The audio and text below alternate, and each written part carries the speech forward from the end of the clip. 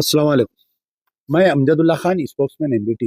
जैसा कि आप लोग जानते हैं कि तेलंगाना स्टेट में म्यूनसिपल इलेक्शंस हो रहे हैं, यानी 116 म्यूनसिपैलिटीज और 7 म्यूनसिपल कॉरपोरेशंस के except greater Hyderabad municipal corporation सारे तेलंगाना में इलेक्शंस हो रहे हैं। तो इसका जो है सबसे पहले तो इलेक्शन का जो टाइम दिया गया है वो इतना शॉर्ट टाइम दिया गया है कि मैं समझता हूँ कि साबिक में कभी भी म्यूनसिपल इलेक्शंस के लिए ऐसी आनंद फानंद में इलेक्शन नहीं करवाया गया है। आप देखिए, 27 जनवरी के दिन जो है नोटिफिकेशन आया। 28 के दिन मॉर्निंग से, यानी कल सुबह से ये लोग नॉमिनेशंस लेना स्टार्ट कर दिए। तो कल सुबह जब लोग candidates, interested candidate returning officers कने गए, तो कई रिटर्निंग ऑफिसर्स कने नॉमिनेशन फॉर्म नहीं था, नॉमिनेशन सेट नहीं था।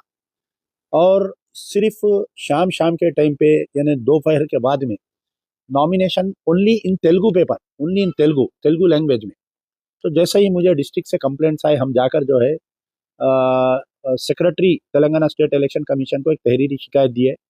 ये बोले कि नॉमिनेशन जो है ओनली इन तेलुगु है, इंग्लिश में नहीं है, और उर्दू, सेकंड लैंग्वेज उर्दू है स्टेट की, उसमें भी नहीं है नॉमिनेशन फॉर्म। तो इमीडिएटली वो लोग मालूमात किए करके बोले कि उर्दू में नॉमिनेशन फॉर्म छापना ये हमारे यानी उसमें नहीं है, इलेक्शन कमीशन के रूल में नहीं है बोले। फिर दूसरी बात यह है कि इंग्लिश का जो नॉमिनेशन पेपर है वो पॉलिटिकल पार्टीज को ईमेल करे। कल शाम में 5 बजे के करीब में ये लोग ईमेल करे, बोले कि आपके जो भी इंटरेस्टेड कैंडिडेट्स है उसको दे दीजिए। आज सुबह में फिर मैं खबर लिया, क्योंकि नॉमिनेशन का सेकंड डे है, नॉमिनेशन की आखिरी तारीख जो है 30 तारीख है, यानी 27 के दिन शेड्यूल आया, 28 के दिन नॉमिनेशन सेट इशू किए, नॉमिनेशन स्टार्ट हुआ, 29 के दिन नॉमिनेशन स्टार्ट हुआ, 30 तारीख यानी कल 5 बजे के बाद में नॉमिनेशन नहीं लेंगे। तो आप बताइए, दुनिया में ऐसा कौन सा इलेक्शन होता जो 3 दिन में नॉमिनेशन बर्खास्त हो जाते। और 28 तारीख के दिन फाइनल वोटर लिस्ट का फाइनल हम जो है डिस्प्ले में रखेंगे बोल रहे हैं। तो उसमें कैंडिडेट का नाम है नहीं है, प्रपोजर का नाम नहीं है, है नहीं है उसमें चेक करने के लिए, उसके भी लिए भी टाइम लगता। एक ही दिन में वोटर लिस्ट फाइनल हो जा रही है और एक ही दिन में नॉमिनेशन स्टार्ट हो जा रहा। 3 दिन के अंदर जो है नॉमिनेशन खत्म हो जा रहा। और इमीडिएट आनंद फानंद में 11 तारीख के दिन जो है पोलिंग का भी ऐलान कर दिया गया। 28 तारीख के दिन नॉमिनेशन स्टार्ट, 30 तारीख के दिन लास्ट डेट, 31 के दिन scrutiny, final list of candidate, first के दिन कोई ऑब्जेक्शन है तो अपील, सेकंड के दिन जो है अपील फाइनल, थर्ड के दिन विड्रॉल। 3 तारीख से लेके, यानी विड्रॉल के बाद में सिंबल आता है कैंडिडेट्स को, 3 तारीख से लेके 9 तारीख, फिर आप 10 के दिन कैंपेनिंग नहीं कर सकते, पोलिंग के दिन आप कैंपेनिंग नहीं कर सकते, 11 के दिन। 6 दिन के अंदर आप बताइए, 6 दिन के अंदर कैंडिडेट कौन से वार्ड में जा सकता, बताइए कौन सी गली में जा सकता, कौन से वोटर से मिल सकता वो।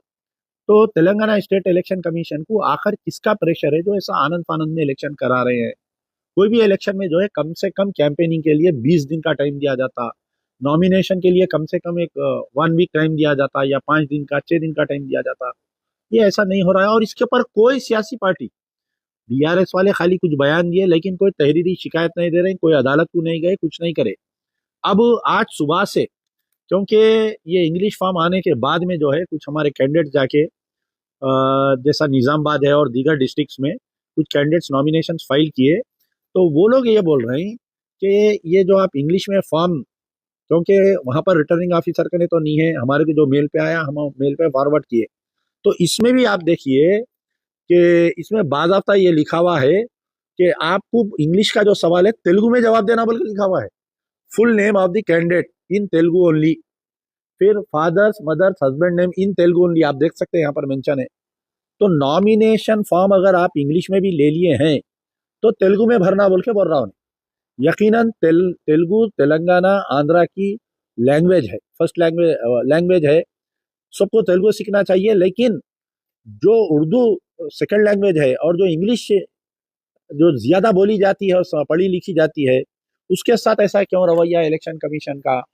अब इलेक्शन कमीशन को आप कितने भी कंप्लेंट्स दे लीजिए, नोटिफिकेशन के बाद में ये लोग सुनते नहीं। ये बहुत गहरी साजिश है। आप सबसे पहली साजिश हुई कि जो मुस्लिम वार्ड्स है, जहां पर 1% 2% SC ST है, वो वार्डों को रिजर्व कर दिए।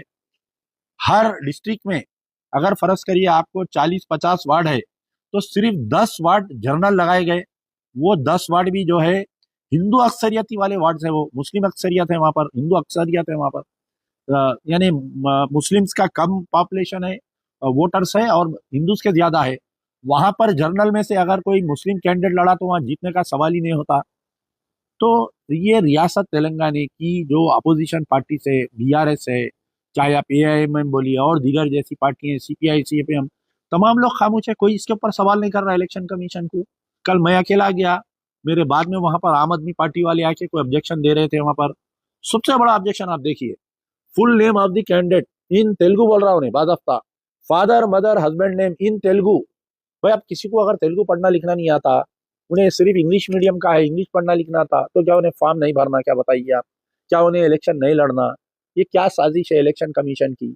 इसके खिलाफ में governor president of India action लेना चाहिए। और ये जो इलेक्शन जिस हालत में कराए जा रहे हैं, वी स्ट्रांगली कंडेम दिस, क्योंकि इलेक्शन जो है डेमोक्रेसी का एक प्रोसेस है। और वार्ड मेंबर, काउंसलर, कारपोरेटर जो है, they are more powerful, they are more useful for the public other than MP and MLA. Member of parliament का एरिया बहुत बड़ा होता है, मेंबर ऑफ लेजिस्लेटिव असेंबली का एरिया भी बहुत बड़ा होता है, लेकिन कॉर्पोरेटर, काउंसलर, वार्ड मेंबर ये जो है, ये पब्लिक से डायरेक्ट टच में रहते हैं, लोग रोजाना एरिया में फिरते।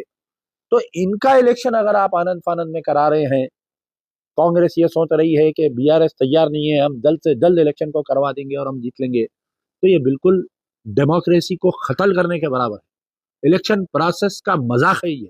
Amjadullah Khan on behalf of MBT, I strongly condemn, number 1 के जो इलेक्शन प्रोसेस किया जा रहा है, नंबर 2 जो तेलुगु हमारे पे फोर्स किया जा रहा है। यकीनन हमको तेलुगु सीखना चाहिए, लेकिन हमारी मादरी जबान उर्दू को जो आप नजरअंदाज कर दिए इलेक्शन में, उसके खिलाफ में सख्त हम नोट लेते हैं। शुक्रिया, यार जिंदा सोबत।